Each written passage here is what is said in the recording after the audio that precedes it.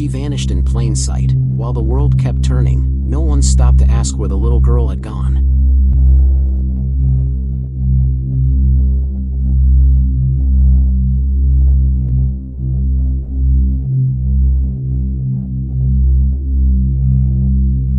You picture a child when you hear her name. Relisha. 8 years old. A round, warm face. Big eyes, often tired, but kind. A small frame swallowed up by clothes that didn't always fit. Quiet, but polite. Always hovering behind her mother, as though waiting for permission to exist. She wasn't the loud one. She wasn't the troublemaker. She was the one who slipped by. And in 2014, she did exactly that. Relisha Rudd vanished from Washington, D.C., just weeks before her 9th birthday. She wasn't taken from a locked house in the middle of the night. There was no broken window, no frantic Amber Alert at first. No crying mother on the news screaming into the camera. Because no one knew she was missing. Not for weeks. And when they did finally start looking, the trail was already cold. Colder than anyone could have imagined. Relisha lived with her mother, Shamika Young, and her brothers in a place that should have never been called a home. The DC General Family Shelter. It used to be a hospital. But when the city shut it down, they turned it into a shelter for the unhoused. It was overcrowded, underfunded, poorly managed. A place where trauma echoed through concrete walls and no one stayed long enough to form roots. Children played in hallways stained with mold. Doors didn't always lock. Staff changed constantly. Relisha had lived there on and off for years. And in a place like that, you learn early how to survive. By the time she went missing, Relisha had already been failed too many times. By the system. By adults. By the very people meant to protect her. But she was still a child. At Payne Elementary School, teachers noticed Relisha had started missing days. One day. Then 2. Then more. Her absences stretched into weeks. When the school tried to reach her mother, they were told Relisha was under the care of Dr. Tatum. That she was being treated for an illness. Something neurological. Something serious. But there was no doctor by that name. Not one licensed to treat anyone. And not one who should have ever had access to Relisha Rudd. The man they were talking about was Khalil Tatum. A 51-year-old janitor at the shelter. He wasn't a doctor. He wasn't a counselor. He wasn't qualified for anything except maintenance. But somehow, he had full access to vulnerable families. To children. To Relisha. And no one stopped him. No one said no. Over time, Tatum began grooming the family. He gave Relisha gifts, new clothes, a tablet, a stuffed animal. Her mother, Shamika, seemed to trust him. Relied on him. Let him take Relisha on outings. To the mall. To the movies. To sleepovers at his home. Even to a hotel. Let that sink in. A grown man. A janitor. Alone with a child who wasn't his. With full permission. With no oversight. Not just once. But often. And in March 2014, he picked her up for the last time.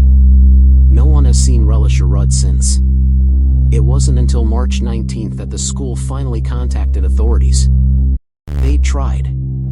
They'd asked questions. But when no medical documents were produced, and when the mother kept giving inconsistent stories, they knew something was wrong. They called in a social worker. The social worker called the police. And when police arrived at the shelter to ask about this mysterious Dr. Tatum, they realized how far behind they already were. Because it wasn't just Relisha who was gone. So was Khalil Tatum. The investigation began like most do. Photos circulated. Flyers were printed. The shelter was searched. Shamika was questioned. Her answers were jumbled, scattered. She said she trusted Tatum, said she thought Relisha was fine. That he was like family. But when asked about the hotel, she went quiet. Tatum had taken Relisha to the Holiday Inn Express on March 1st. Surveillance footage showed them entering. Only him leaving. That was the last known sighting of her alive. Police began digging into Tatum's life, and what they found shattered any illusion of safety. He had a long criminal history. Burglary, assault, gun charges. He had a wife, Andrea, who worked at a nearby hotel.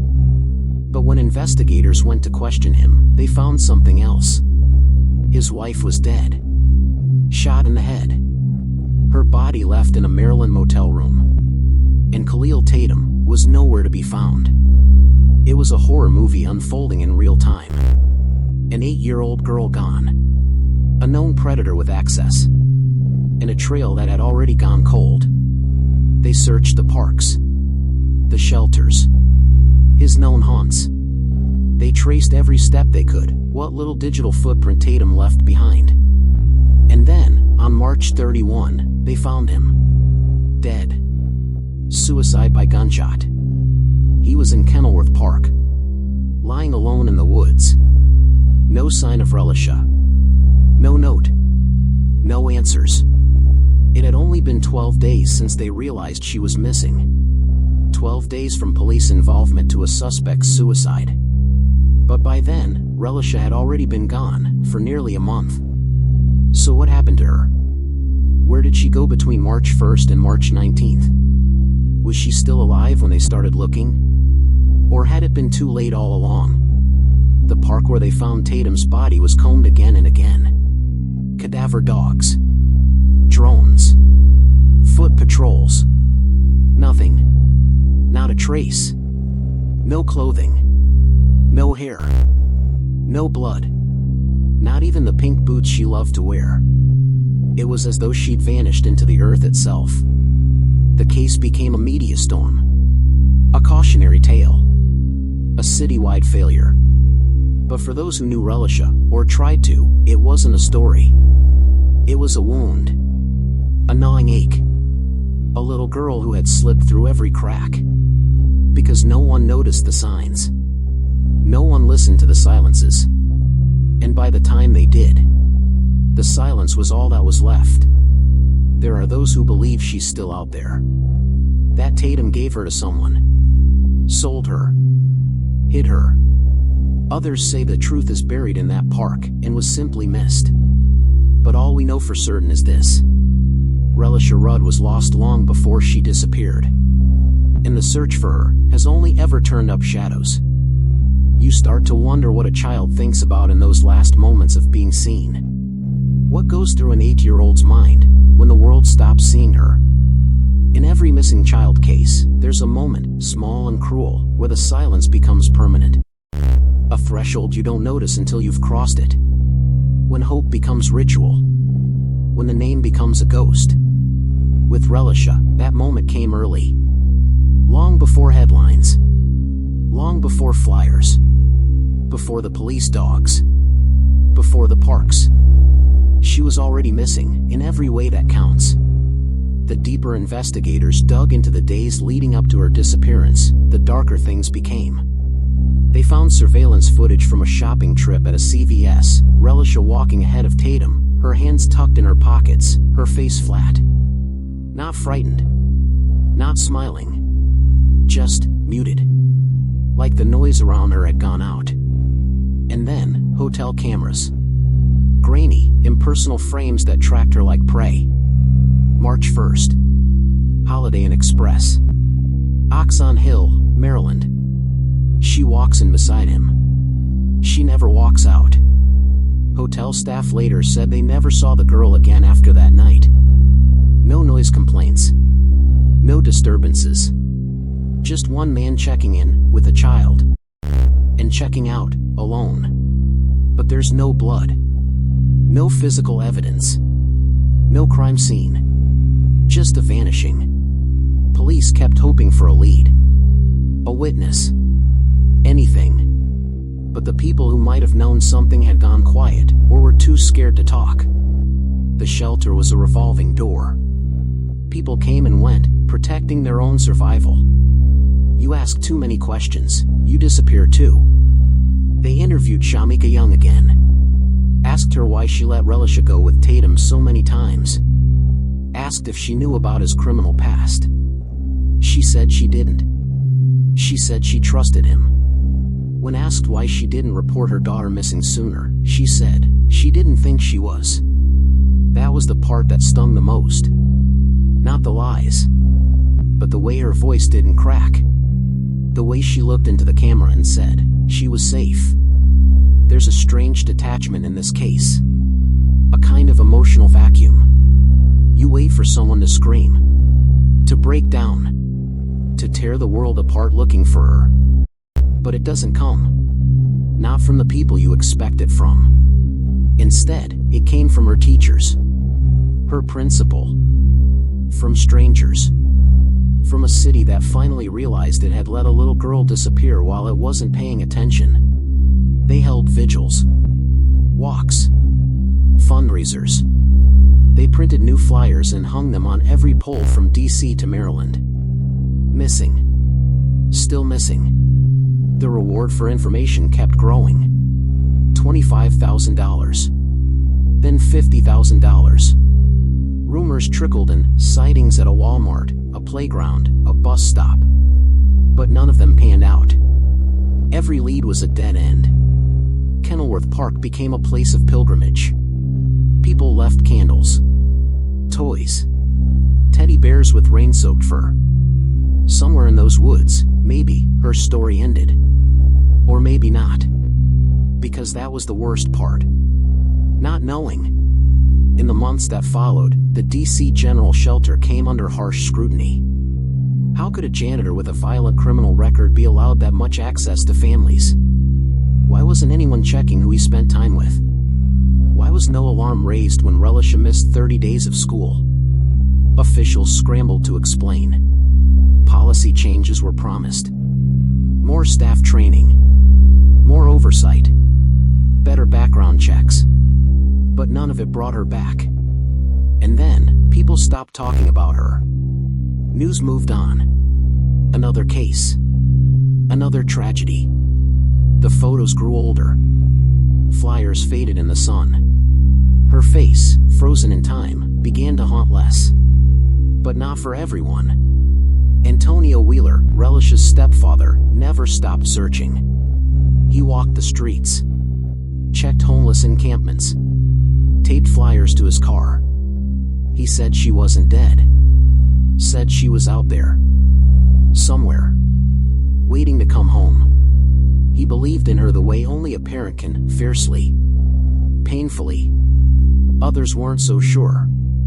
Private investigators brought in later suggested the truth may never come out. That Tatum took his secrets to the grave. That even if someone else was involved, too much time had passed. Too many files. Too many gaps. Too much silence. And so, Relisha Rudd became more than a missing child. She became a symbol.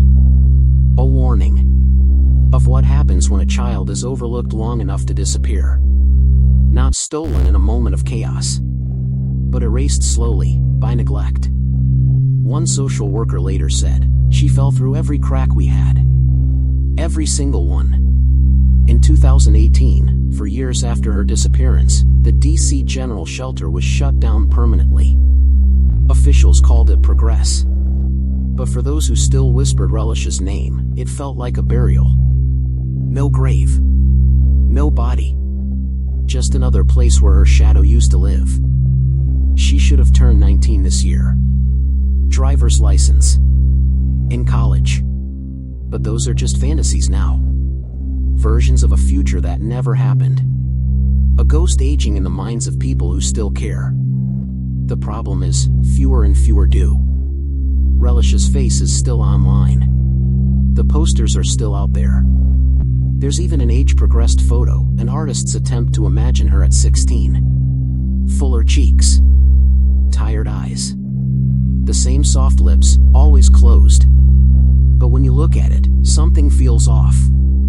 Like trying to sketch a memory you never fully had. Time does that. It scrapes away urgency.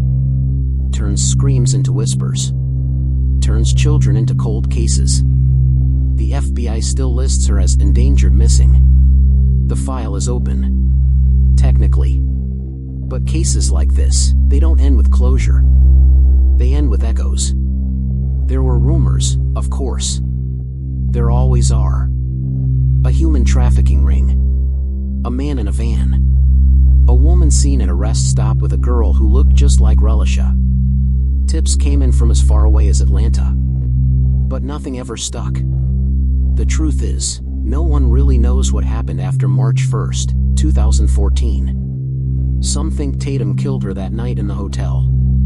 Others believe he passed her off to someone else. A third possibility lingers, quiet and chilling.